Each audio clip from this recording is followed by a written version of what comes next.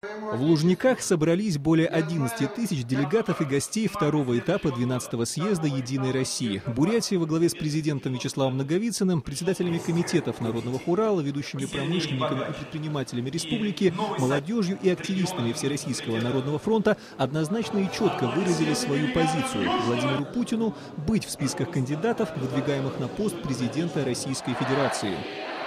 Когда, собственно, была выдвинута кандидатура Путина, зал встал в едином порыве и поддержал Путина. Все единогласно скандировали «Россия, Россия, Россия». От этого, конечно, очень важно, когда народ полон единством для того, чтобы Россия улучшалась и росла. Путин достаточно просто довел мысль, что самое главное на ближайшие годы – это новая экономическая политика. Политика направлена на улучшение благосостояния людей. Накануне Совет Федерации объявил точную дату выборов президента России. «Единая Россия» раньше других партий, заявив о своем кандидате, уже приступила к президентской избирательной кампании. Мы на этом этапе съезда приняли делегаты еще один самый вопрос. Это народная программа партии перед выборами президента России. И по сути получилось так, что мы приняли сегодня народную программу народного кандидата в президенты Владимира Владимировича Путина. Вернувшись в Улан-Удэ, делегаты республиканского отделения партии поделились своими впечатлениями.